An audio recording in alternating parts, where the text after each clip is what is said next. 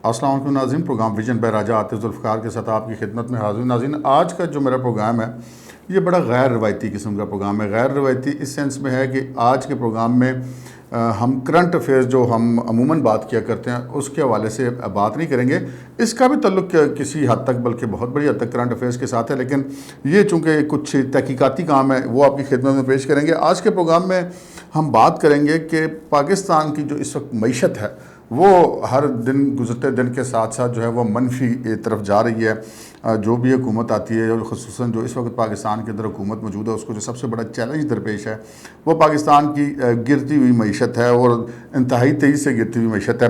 तो हमने फिर सोचा कि इस सिलसिले में कुछ वर्क किया जाए कि पाकिस्तान के अंदर ये जो मईशत का अदम तवाज़न है इसकी क्या वजूहात हैं, क्या क्या मामला चल रहे हैं। तो हमें बड़े अहम इनकशाफ़ात हुए, वो इनकशाफ़ात हुए और फिर मैंने ये सोचा कि आपकी खिदमत में पेश किया जाए। इस सिलसिले में हम दो प्रोग्राम करेंगे। आज का जो पहला प्रोग्राम है इसमें हम आपको बताएंगे कि ये जो पाकिस्तान के अंदर हवाला हुंडी का जो कारोबार है ये क्यों हो रहा है, पाकिस्तान के कौन से इलाके ऐसे हैं जो कि हवाला हुंडी के हवाले से जन्नत समझे जाते हैं और क्यों समझे जाते हैं, उसकी वजूहात क्या हैं, उन इलाकों की मरकज़ियत हवाला हुंडी के हवाले से बाकी पाकिस्तान के इलाकों से ज़्यादा क्यों है।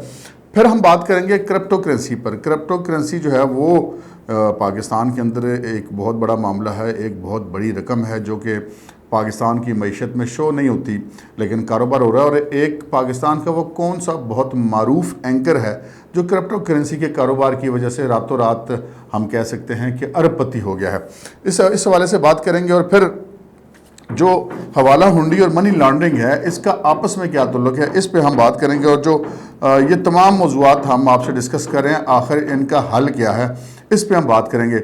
मगर इससे पहले कि हम अपने प्रोग्राम को आगे बढ़ाएं, आपसे गुजारिश है कि अगर अभी तक आपने हमारे चैनल सब्सक्राइब नहीं किया तो प्लीज़ कर लीजिए, साथ ही बेल आइकॉन भी दबा दीजिए ताकि जो ही हमारा कोई नया प्रोग्राम अपलोड होता है तो उसका नोटिफिकेशन फौरी तौर पर आपको मौसूल हो सके। प्रोग्राम का बाकायदा आगाज़ करते हैं। नाज़रीन, सबसे पहले तो आपसे माज़रत खाएँ कि हो सकता है कि इस प्रोग्राम के दौरान आपको वो कुछ मुख्तलिफ़ किस्म की आवाज़ें सुनाई दें, ठक ठक। जहाँ पर हमारा स्टूडियो वहाँ पर आगे पीछे कुछ काम हो रहा है उसकी वजह से ऐसा हो सकता है, लेकिन हमारी कोशिश होगी कि आपको जो हमारी आवाज़ है या हमारे जो फ़िक्रें हैं वो दुरुस्त तौर पे सुनाई दें। तो इसलिए एडवांस आपके साथ माज़रत है। आज के प्रोग्राम में जो हमने आपसे अर्ज़ की थी कि पाकिस्तान के कौन से इलाके जो हैं वो हवाला हुंडी की जन्नत हैं और क्यों हैं। हवाला हुंडी एक ऐसा चैनल होता है जो कि बैंकिंग चैनल से अलग होता है। प्राइवेट लोग उसको चलाते हैं और वो जो है वो पैसे भी ज़्यादा वसूल करते हैं बैंकों की निस्बत, लेकिन इसके बावजूद लोग हवाला हुंडी को ज़्यादा पसंद करते हैं। मैं उन लोगों की बात करूँ जो कि पाकिस्तान से, जो लेबर क्लास के लोग पाकिस्तान से बाहर हैं वो इस चैनल का इस्तेमाल बहुत ज़्यादा करते हैं। बाकी भी ओवरसीज़ पाकिस्तानी करते हैं, लेकिन जो ख़ुसूसन पाकिस्तान का जो सूबा है KP खैबर पख्तूनख्वा, वहाँ के लोगों की बहुत बड़ी जो एक तादाद है वो मशरिक़ वस्ता के ममालिक में मज़दूरी का काम करती है, लेबर क्लास के वो लोग हैं। और ये जो इलाके हैं पाकिस्तान के, इन इलाके के लोगों के साथ चूँकि वहाँ पर लेबर क्लास है, इनकी जो तालीम का म्यार है वो बहुत कम है, बल्कि ज़्यादातर जो बेशतर इन लोगों की तादाद है वो नाख्वानदा लोग हैं। और उनको यानी कि बेशतर तो ऐसे हैं जो अंगूठा छाप हैं, वो लिख पढ़ भी नहीं सकते। वहाँ पर जो उनको सबसे बड़ा मसला पेश आता है अपने मज़दूरी जो है वो अपने प्यारों को पाकिस्तान में भिजवाने के लिए, वो सबसे ज़्यादा उनका मामला होता है कि वो अरबी से बिल्कुल नावाकिफ़ हैं और दूसरा फिर वो अंग्रेज़ी से भी बिल्कुल नावाकिफ़ हैं। तो मामला ये है कि अगर बैंकिंग ट्रांजैक्शन से पैसे भेजे जाएँ तो उनको डॉक्यूमेंटेशन बहुत ज़्यादा करनी पड़ती है जो वो करने से कासिर हैं। फिर वो इस्तेमाल करते हैं हवाला का या हुंडी का, हवाला हुंडी इसको कहते हैं। अब मामला ये है कि आप सऊदी रियाल देख लीजिए और जो दीगर मशरिक़ वस्ता के ममालिक हैं उनके दिनार हैं, दिरहम हैं, रियाल हैं। तो ये जो एक बहुत बड़ी अमाउंट होती है ये पाकिस्तान भेजी जाती है हवाला हुंडी के ज़रिए। उसका पाकिस्तान की मईशत में किसी जगह पे उसका ज़िक्र नहीं होता। तो फिर जब ज़िक्र नहीं होता तो फिर पाकिस्तान की मईशत को जो ताकत मिल सकती थी उस फॉरेन करेंसी से, वो पाकिस्तान की मईशत को वो ताकत नहीं मिलती। तो नतीजतन जो पाकिस्तान की मईशत है वो ऑन द रिकॉर्ड जो है वो वीक दिखाई देती है, कमज़ोर दिखाई देती है और दिन ब दिन वो गिरती जा रही है। अच्छा, अब ये जो लोग हैं ये लोग हवाला हुंडी का इस्तेमाल करते हैं और ये जो पाकिस्तान के KP के अंदर जो कुछ इलाके हैं वो इसकी जन्नत हैं। यहाँ पर ये मैं वाज़ेह करते चलूँ कि ये जो मैंने आज के प्रोग्राम में आपसे ये जितनी बात कर रहा हूँ یہ میں ایف آئی اے کے جو کے پی کے افسران ہیں ان سے میری بڑی ڈیٹیل میں اس حوالے سے ڈسکس ہوئی ہے، چونکہ وہ لوگ بینکنگ کرائم کو لے کر کے اس قسم کی جتنی رقوم کی ترسیلات ہیں ان میں جو جرائم ہوتے ہیں ان کو دیکھتے ہیں اور وہ گراؤنڈ پر موجود ہیں، تو ان سے زیادہ بہتر اگر ہم سوچیں کہ اگر کوئی پاکستان کا کوئی ماہر معیشت یا کوئی وزیر خزانہ یا کوئی سیکرٹری خزانہ ان لوگوں سے زیادہ اس معاملے کو سمجھتا ہے کہ تو یہ شاید کہنا زیادتی کی بات ہوگی۔ ایف آئی اے کے افسران جو ہے گراؤنڈ پہ کام کر رہے ہیں، جتنی ان کی پسلی ہے، جتنا ان کا پاس اختیار ہے، وہ اپنا اس کو استعمال کرتے ہیں اور جرائم کو روکنے کی کوشش کرتے ہیں جو مالیاتی جرائم ہیں۔ لیکن جو انہوں نے ہمیں بریفنگ دی وہ بڑی امپورٹنٹ تھی۔ ان کا یہ کہنا ہے، ایف آئی اے کے افسران کا، ان کا یہ کہنا ہے کہ جی بٹخیلا، تیمرگرہ، بنیر اور سوات، یہ 4 علاقے ایسے ہیں صوبہ خیبر پختونخوا کے اندر جہاں پہ پاکستان کا حوالہ ہنڈی کا زیادہ تر کاروبار جہاں پر ہوتا ہے۔ اس کی وجہ ایک تو میں آپ کو بتا چکا ہوں کہ کے پی سے لیبر کلاس زیادہ ہے تو وہ زیادہ وہ استعمال کرتی ہے، لیکن کے پی کے اور بھی تو علاقے ہیں، تو یہ 4 علاقے ہی کیوں جو ہے حوالہ ہنڈی کے حوالے سے زیادہ فیوریٹ ہیں؟ وہ اس وجہ سے ہیں کہ یہ جو 4 علاقے ہیں یہ ٹیکس فری زون کہلاتے ہیں۔ وہاں پر جو لوگ بیٹھ کے کام کر رہے ہیں وہ کروڑوں، ہم کہیں گے غیر ملکی کرنسی میں بھی اگر کروڑوں روپے کا کاروبار کر رہے ہیں تو وہ کہیں پر ان کا کوئی ذکر نہیں ہے، اور وہ کہتے ہیں جی ہمارا تو ٹیکس فری زون ہے، ہمیں تو کوئی نہیں پوچھ سکتا۔ اور بات بھی یہی ہے کہ جب گورنمنٹ نے ڈکلیئر کر رکھا ہے کہ جی یہ ٹیکس فری زون ہے تو پھر ان سے کوئی پوچھ تو واقعی نہیں سکتا۔ یوں یہ جو علاقے ہیں یہ معیشت پر جو ہیں ایک قسم کا بوجھ ہے، اربوں روپے کا کام وہاں پر ہو رہا ہے لیکن ٹیکس کوئی نہیں مل رہا۔ ایک پاکستان کی معیشت کے جو کمزور ہونے کی یہ بہت بڑی وجہ ہے۔ وہاں پہ جتنا بزنس ہے، جو اور بھی بزنسز ہیں وہ بھی سارے ان رجسٹرڈ ہیں، ان کی کوئی ڈاکیومنٹیشن نہیں ہے۔ اچھا، پھر اس میں جو ایک اور امپورٹنٹ بات ہے کہ یہ وہاں پر یہ جتنے بزنس ہو رہے ہیں ٹیکس فری زون میں، ان میں ایک سیکیورٹی رسک بھی موجود ہے، کیونکہ جو مشکوک قسم کی ٹرانزیکشن ہیں، جو مشکوک سرگرمیوں یا مجرمانہ سرگرمیوں میں استعمال ہو سکتی ہیں، وہ بھی وہاں پر ہوتی ہوں گی۔ ایک آپ اس چیز سے اندازہ قائم کر سکتے ہیں۔ اچھا، دوسرا جو معاملہ ہے وہ یہ ہے کہ یہ جو سارا میں نے آپ کو بتایا کہ یہ جو کے پی کی لیبر ہے، ناخواندہ ہے، بینکنگ چینل ہے، عربی وغیرہ نہیں، یہ سارا کیوں ہو رہا ہے؟ اس میں کچھ ایک وجہ یہ بھی ہے کہ جو اسٹیٹ بینک آف پاکستان ہے اس کا جو سسٹم ہے جو چیزوں کو ریگولرائز کرنے کا منی ٹرانسفر کے حوالے سے، وہ بہت زیادہ پیچیدہ ہے اور اس سسٹم کو آسان بنانا بڑا ضروری ہے۔ یہ میں اب ہم آ رہے ہیں کہ اس کے حل کی طرف کیا ہے۔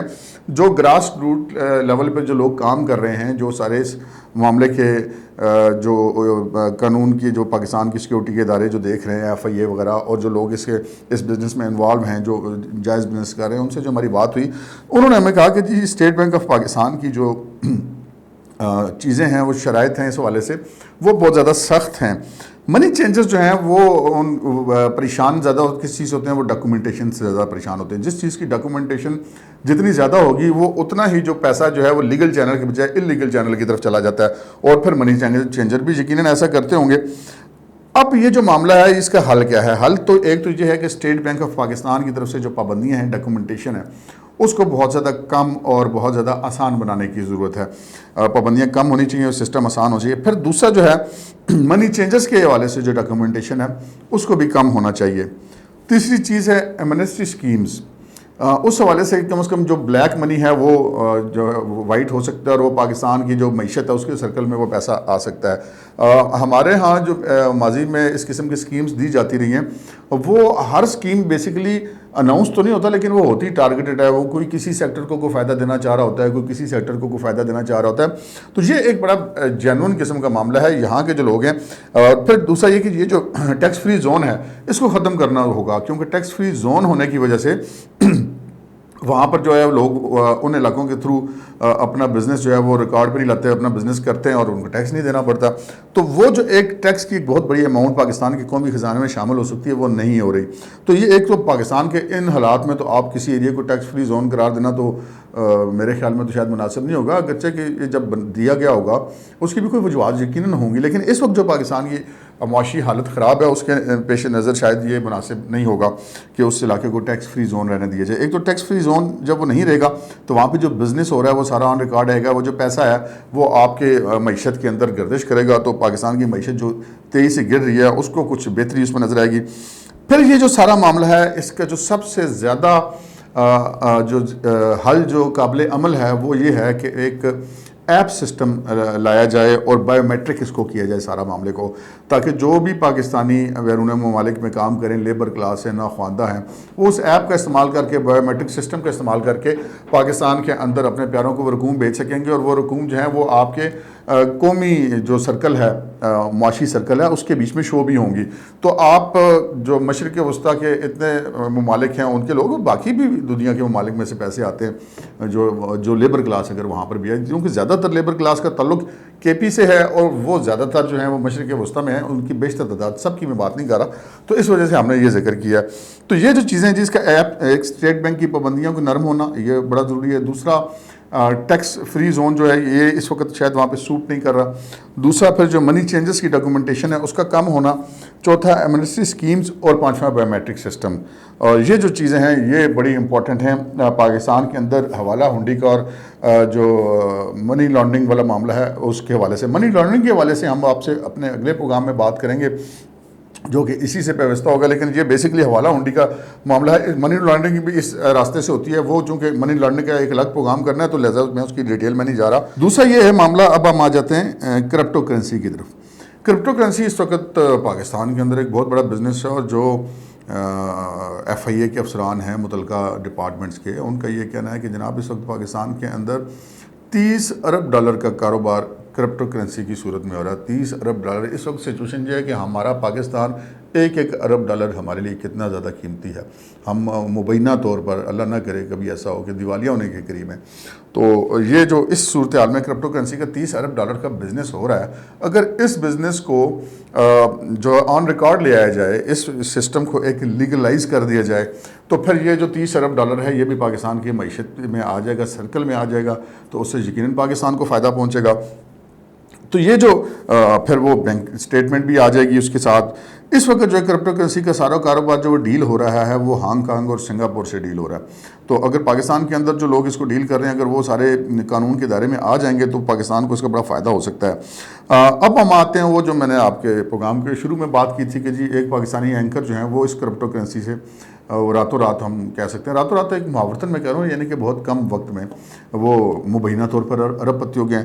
وہ اینکر پرسن، وہ نیوز اینکر پرسن نہیں ہیں، وہ ویسے ٹی وی کے مختلف شوز کرتے ہیں، آپ نے دیکھا ہوگا ان کو مختلف چینلز پہ۔ وقار زکا کے بارے میں پتہ چلا کہ مبینہ طور پہ ان کا جو ہے یہ کرپٹو کرنسی کے حوالے سے بہت بڑا بزنس ہے، اور انہوں نے سے بہت جو ہے وہ پیسہ کمایا ہے۔ اچھا، اب یہ بھی نہیں کہ یہ وقار زکا یہ کوئی کام ڈھکے چھپی صورت میں کر رہا ہے۔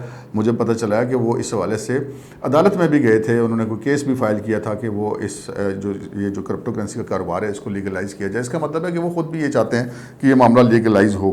تو یہ جو دو معاملات ہیں جی، ایک حوالہ ہنڈی کا کاروبار اور دوسرا کرپٹو کرنسی کا، یہ اس وقت پاکستان میں اگر ان دونوں چیزوں پہ وہ ٹیکس فری زون ختم کر دیا جائے، وہ ایپ والا سسٹم لے آیا جائے، بائیومیٹرک سسٹم کر دیا جائے، اسٹیٹ بینک کی پابندیاں جو ہیں وہ نرم ہو جائیں، اور ڈاکومنٹیشن کم ہو جائے، منی چینجز کی ڈاکومنٹیشن ہے وہ کم ہو جائے، تو حوالہ ہنڈی کا معاملہ اور کرپٹو کرنسی کا جو بزنس ہے اس کو اگر لیگلائز کر لیا جائے تو یقیناً پاکستان کو اس کا بہت زیادہ فائدہ ہوگا، اور یہ مستقل بنیادوں کا فائدہ ہوگا، اس کا کسی حکومت کے آنے جانے سے کوئی اس کو فرق نہیں پڑے گا۔ تو یہ جناب اس وقت سچویشن جا رہی ہے جس کی میں آپ کی خدمت میں عرض کی ہے۔ اب اسی پروگرام کا اگلا حصہ ہم بنائیں گے جس میں ہم آپ کو یہ بتائیں گے کہ جو پاکستان میں سو ڈالر کا بحران ہے، وہ ڈالر کا چکر کیا ہے، وہ ڈالر جو پاکستان آتے ہیں وہ جا کے ادھر رہے ہیں۔ اس حوالے سے بھی ہم نے ایک تحقیقاتی کام کیا۔ امید ہے کہ آپ کو یہ بھی پروگرام پسند آیا ہوگا، اور جو ہم اگلا پروگرام کریں گے وہ بھی آپ کو پسند آئے گا۔ اس پروگرام میں ہم ڈالر کے حوالے سے بھی بات کریں گے اور منی لانڈرنگ کے حوالے سے بھی بات کریں گے کہ یہ سارا کچھ معاملہ کیسے ہو رہا ہے اور اس کو کیسے کنٹرول کیا جا سکتا ہے، اور پھر ہم آپ کو ایف آئی اے کے پی کے کچھ اعداد و شمار بھی پیش کریں گے کہ جو اب تک انہوں نے اس سلسلے میں کارروائیاں کی ہیں، اور اگر ان کو تھوڑی سی زیادہ سپورٹ مل جاتی ہے حکومت وقت کی طرف سے تو پھر کتنی زیادہ بہتری آ سکتی ہے، اور پاکستان کی جو معیشت ہے وہ کیسے گرو کر سکتی ہے۔ اس کا نہ صرف اس کے زوال کو ہم نے روکنا ہے بلکہ وہ گرو بھی کرے گا۔ انشاءاللہ پاکستان کی معیشت ضرور گرو کرے گی۔ اب تک کے لیے اتنا ہی، اگلے پروگرام کا ہمارا انتظار کیجیے گا۔ اجازت دیجیے، اللہ حافظ۔